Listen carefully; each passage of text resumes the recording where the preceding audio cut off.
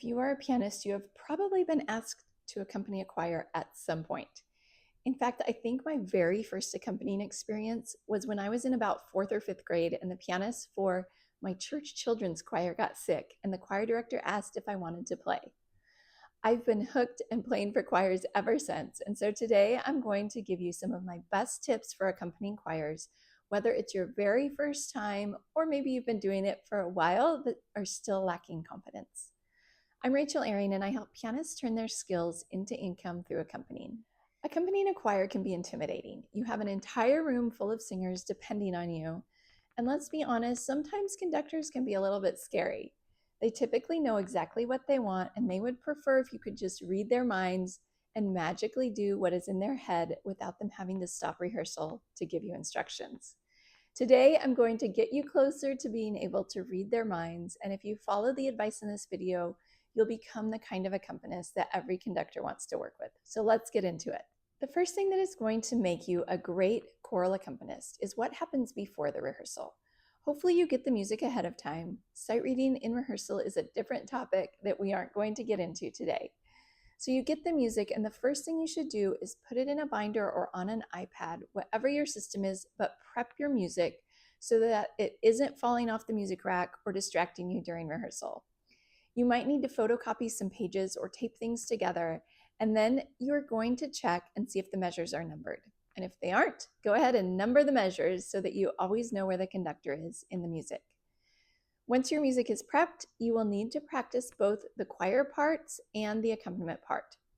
Depending on the level of your choir and how familiar they are with the music, they will likely need you to play their vocal parts for a while in rehearsal before they are ready to sing with the accompaniment. We aren't going to talk about reading open score in this video because I have another video that teaches you how to read open score choir parts where each part is on its own staff. So be sure to check that one out next if you need help with that. Once you've played through the choir parts and feel comfortable with them, then you can play the accompaniment. And as you're playing it, think about how it's going to fit together with the choir parts. Do they have the same rhythms? Is the melody in the piano part or just in the choir part? Are there places where the piano does something completely different than the singers? This also might be a good time to find a high-quality recording of the song and listen to it to get a sense of the tempos and musicality. I know I went through that very quickly, and of course you're going to need to spend some time on that step, especially if you have an entire stack of music to prep, but I do want to move on to the actual choir rehearsal. First of all, I encourage you to always show up early.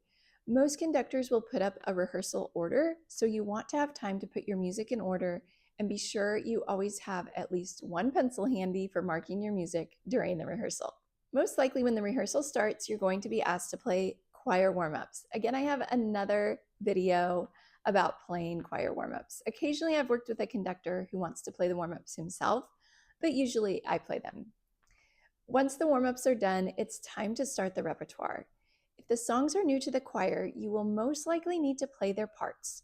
And before you start, you need to give them their first pitches or their starting pitches. I always start with the bass, so the lowest note, and then slowly give each pitch going up one by one until I get to the top soprano voice. Some pianists give them very quickly, but imagine if you're sitting in the choir and you have to pick your pitch out from all the ones being played, you're going to want to hear them slowly, so don't do it too fast. Once you've started playing the song, you must always keep one eye on the conductor. It's tempting to listen to the choir and try to follow them, but most likely if you do that, you are going to be behind and the song is going to get slower and slower. So instead, try to always be right with the conductor. You and the conductor are a team. Believe it or not, the choir is following both of you. They follow the conductor visually, but they're following you orally. So you need to play rhythmically, musically, and with clarity so that the choir feels supported.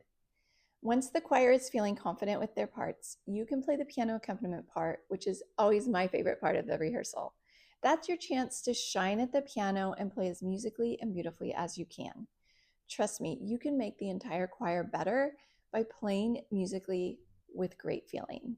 If you do these things that I've outlined today, you will be successful as an accompanist, and conductors and choir members will want to work with you. Choral accompanying can be challenging, but once you get used to it, it can also be some of the most fun and rewarding work you will ever do as a pianist. If you are new to choral accompanying, I encourage you to check out my signature chorus dynamic accompanying, where I spend more time on the details of choral accompanying as well as many other types of accompanying scenarios that you will encounter as an accompanist. The link is in the description below.